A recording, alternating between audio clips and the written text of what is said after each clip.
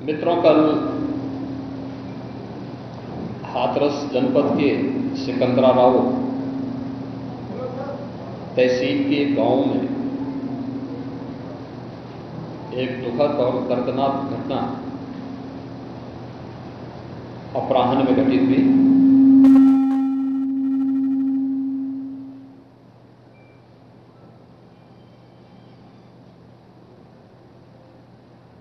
इस पूरी घटना के तह तक जाने के लिए शासन स्तर पर हम लोगों ने कल भी जो व्यवस्था बनाई थी, लेकिन प्रथम दृष्टया हम लोगों का यह था कि पहले राहत और बचाव के कार्य को आगे बढ़ाया जाए।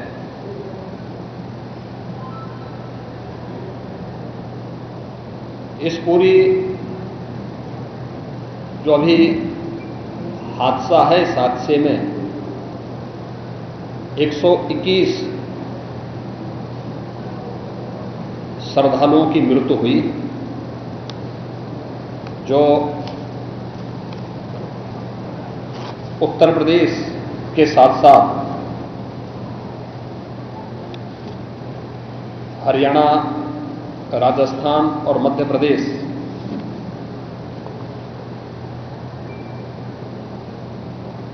से भी जुड़े हुए थे। उत्तर प्रदेश में हाथरस, बदायूं, कासगंज, अलीगढ़, एटा, ललितपुर, शाहजहांपुर, आगरा, फिरोजाबाद, गौतम बुद्ध नगर, मथुरा, औरैया, बुलंदशहर, पीलीभीत, संभल और लखीमपुर खीरी, इन 16 जनपदों के भी कुछ श्रद्धालु जन थे जो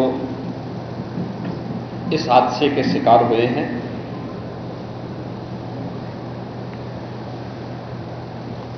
एक 121 में से 6 मृतक ऐसे थे जो अन्य राज्यों से थे, जिनमें ग्वालियर मध्य प्रदेश से 1 थे, हरियाणा से 4 थे और राजस्थान से 1 थे। हाथरस के जिला हॉस्पिटल में मैंने जो घायल हैं, 31 ऐसे घायल हैं जो हाथरस, अलीगढ़, एटा और आगरा के हॉस्पिटल में जिनका उपचार चल रहा है, और उसमें लगभग सभी आउट ऑफ डेंजर है।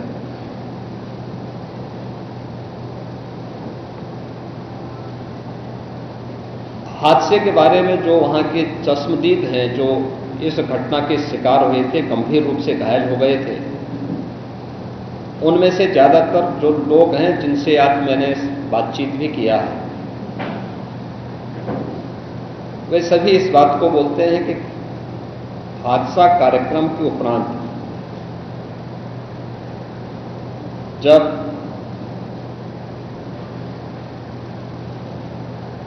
इस कार्यक्रम में जो सज्जन वहां पर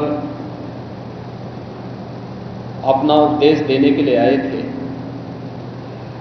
उनका कार्यक्रम या उनकी कथा संपन्न हुई, तो कथावाचक के मंच से उतरने के बाद जीटी रोड में जैसे ही उनका काफिला आया था, तो उन्हें छूने के लिए जब महिलाओं का एक दल उधर बढ़ा, तो उनके पीछे पीछे भीड़ गई और इसी के बाद वे एक दूसरे के ऊपर चढ़ते गए। सेवादार भी लोगों को धक्का देते रहे, जिसके कारण दोनों ओर, जीटी रोड के दोनों ओर और जीटी रोड के अंदर भी ये सब हादसा वहां पर होता हुआ दिखाई दिया। इसका सबसे दुखद पहलू यह था कि इस प्रकार के आयोजन में जो सेवादार प्रशासन को अंदर घुसने नहीं देते, दुर्घटना होने के तत्काल बाद या दुर्घटना के दौरान प्रारंभिक रूप में इन्होंने पहले वहां पर इस मामले को दबाने का प्रयास किया, लेकिन जब उन्हें प्रशासन ने हॉस्पिटल ले जाने की कार्रवाई प्रारंभ की तो इनमें ज्यादातर सेवादार वहां से भाग गए। इस पूरी घटनाक्रम के लिए हम लोगों ने एडीजी आगरा की अध्यक्षता में एक एसआईटी गठित की है, जिसने अपनी प्रारंभिक रिपोर्ट दी है और इस घटना की तह में जाने के लिए उनसे कहा गया है। बहुत सारे ऐसे पहलू हैं जिन पर जांच होनी बहुत आवश्यक है। अब तक प्रथम दृष्टिया जो थी हमारी कार्रवाई ये थी कि राहत और बचाव के कार्य को आगे बढ़ाने के बाद आयोजकों को पूछताछ के लिए बुलाना, घटना के बारे में, हादसे के कारणों के बारे में उनसे भी पूछताछ करना और फिर घटना की लापरवाही और जिम्मेदारों की जवाबदेही भी इसके लिए तय करना, जिसके लिए पहले से ही एफआईआर यहां पे दर्ज हो चुकी है। इसके लिए कार्रवाई आगे बढ़ रही है। हम लोग इस बात को किसी भी प्रकार से डिनाई नहीं कर सकते कि इस प्रकार की घटना केवल एक हादसा नहीं होता है। अगर हादसा भी है तो उसके पीछे कौन जिम्मेदार है,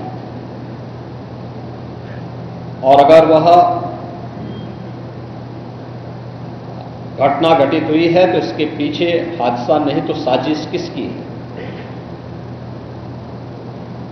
कौन इसके पीछे है।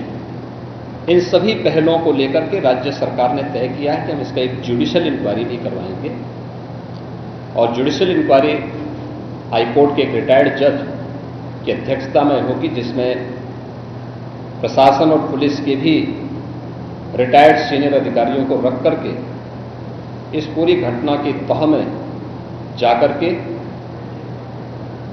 जो भी इसके लिए दोषी होगा उन्हें इसकी सजा देना और इस प्रकार की घटना की पुनरावृत्ति न हो,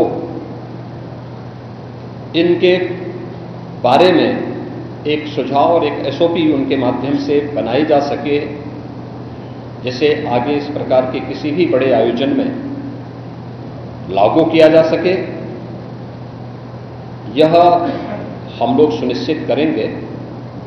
और मैंने यहां पर भी हाथरस में भी और सिकंदराराव के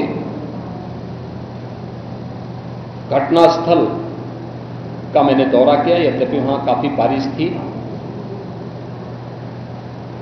और वहां जाकर के मैंने एक बार उसको देखने का प्रयास किया है।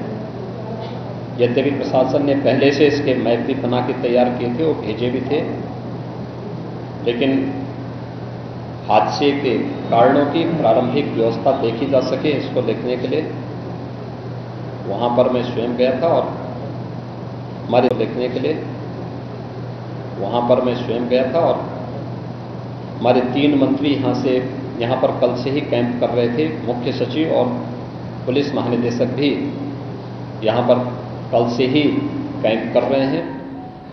सीनियर अधिकारीगण भी यहां पर पुलिस और प्रशासन के अधिकारीगण यहां पहले से ही कैंप करते हुए इस पूरी घटना के लिए जिम्मेदारों की जवाबदेही तय करने की भी दिशा में आगे कार्रवाई की जा रही है, जिसमें कुछ विशेष दल बनाए गए हैं, जिनमें अलग अलग जनपदों में उनकी कार्रवाई अब प्रारंभ होगी और प्रारंभिक जांच के बाद आगे की कार्रवाई को हम लोग आगे बढ़ाने का कार्य करेंगे।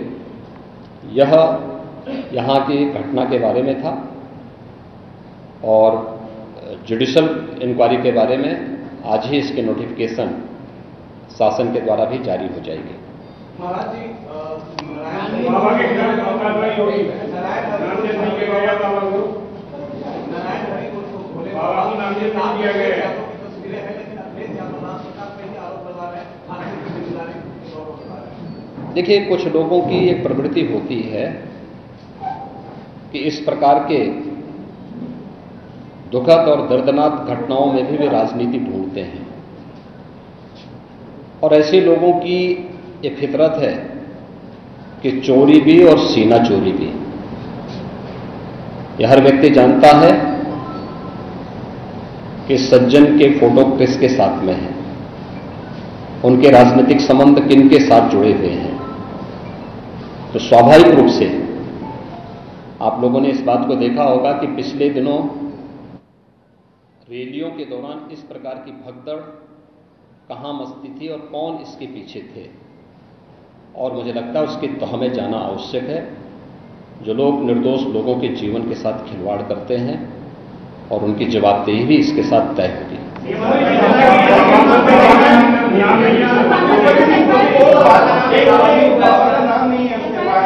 दूसरी चीज आपने कहा कि ऐसे आयोजनों में प्रशासन को घुसने की इजाजत नहीं होती है, तो ऐसा क्यों होता है कि क्या भविष्य में ऐसी चीजें ना हो? देखिए, प्रशासन प्रथम दृष्टया ये मान के चलता है कि धार्मिक आयोजन है, उनके सेवादार इस प्रकार के आयोजनों की जिम्मेदारी अंदर से स्वयं निभाएंगे। और बड़े बड़े आयोजन होते हैं, ऐसा नहीं कि ना होते हो। सावधानीवश वहां पर फोर्स प्रशासन तैनात करता है, लेकिन आउटर रिंग में उनकी फोर्स होती है। अंदर अगर आप देखेंगे तो उनके स्वयंसेवक के सेवादार ही इस पूरे व्यवस्था का संचालन करते हैं, उनकी देखभाल करते हैं। और जहां पे भीड़ अनुशासित होती है, धार्मिक और आध्यात्मिक श्रद्धा भाव के साथ लोग जहां आते हैं, वहां पर भीड़ अनुशासित भी रहती है। लेकिन जब वही कार्यक्रम निहित स्वार्थी तत्वों के हाथों का खिलौना बन जाता है, तो वह अनुशासनहीनता का नजारा वहां पर भी देखने को मिलता है। और इसका शिकार अंततः वह निर्दोष व्यक्ति होता है जो धार्मिक श्रद्धा के साथ उस आयोजन में भागीदार बनता है, क्योंकि उसको तो साजिश के बारे में पता नहीं होता है, और वह अपनी उस श्रद्धा भाव के साथ आता है। लेकिन साजिश करने वाले लोग अपनी साजिश करके फिर वहां से चुपचाप खिसकने का प्रयास भी करते हैं। होना यह चाहिए था कि अगर हादसा था तो सेवादारों को वहां पर इस पूरी घटना को पहले तो अपनी व्यवस्था को सुदृढ़ करना चाहिए था, और अगर सुदृढ़ नहीं कर पा रहे थे तो प्रशासन का सपोर्ट लेकर के हादसे के शिकार लोगों को हॉस्पिटल पहुंचाने की व्यवस्था करनी चाहिए थी, उपचार की व्यवस्था करनी चाहिए थी। इसका सबसे दूसरा जो पहलू ये है कि हादसा में लोग मरते गए और सेवादार उससे पहले वहां से खिसक करके भाग चुके थे, और इसीलिए हम लोग इसकी तह में जाएंगे। और मैं इस बात के लिए आपको इस बात के लिए मैं कह रहा हूं ना कि मैंने इसीलिए जुडिशियल कमीशन के बारे में राज्य सरकार ने इसको तय किया है। हम इसके तहत निष्कर्ष पर आएंगे, और इस प्रकार के बड़े बड़े आयोजन हम लोग करते रहे हैं, लेकिन कहीं भी कोई इस प्रकार की चीजें नहीं आई है। और मुझे लगता है हम लोगों ने इस प्रकार के बड़े बड़े आयोजन हमेशा किए हैं, कुंभ जैसे बड़े आयोजन किए हैं, बड़े बड़े कार्यक्रम होते रहे हैं। लेकिन इसीलिए मैंने कहा कि इसकी तह में जाना आवश्यक है कि आखिर इसके पीछे कौन लोग इसके लिए जिम्मेदार हैं। दूसरा, राज्य सरकार ने और केंद्र सरकार ने, देखिए कि एफआईआर एप्लीकेशन परमिशन के लिए जिन लोगों ने दी थी, प्रथम दृष्टया पहले एफआईआर उनके खिलाफ होती है, और इसके बाद फिर उसका दायरा बढ़ता है। ये सभी अन्य लोगों के दायरे में आएंगे, जो भी इसके लिए जिम्मेदार होंगे वे इसमें आएंगे। केंद्र और राज्य सरकार ने आर्थिक सहायता की भी घोषणा की है। जो निर्दोष लोग इस पूरी हादसे के शिकार हुए हैं, उनके जो नाबालिग बच्चे हैं, जो स्कूल में पढ़ने वाले बच्चे हैं, उनको हम उत्तर प्रदेश मुख्यमंत्री बाल सेवा योजना के अंतर्गत उन बच्चों की पढ़ाई की व्यवस्था हम लोग राज्य सरकार से करवाएंगे। उन्हें जिस भी स्कूल में पढ़ रहे होंगे, जिन भी संस्थाओं में पढ़ रहे होंगे, या उनके स्कॉलरशिप आदि की व्यवस्था के लिए भी राज्य सरकार ने तय किया है। और प्रत्येक मृतक के परिवारजन को भी केंद्र और राज्य सरकार मिलकर के 4 लाख रुपए की सहायता और गंभीर रूप से घायल व्यक्ति को 1 लाख रुपए की सहायता दे रही है। धन्यवाद।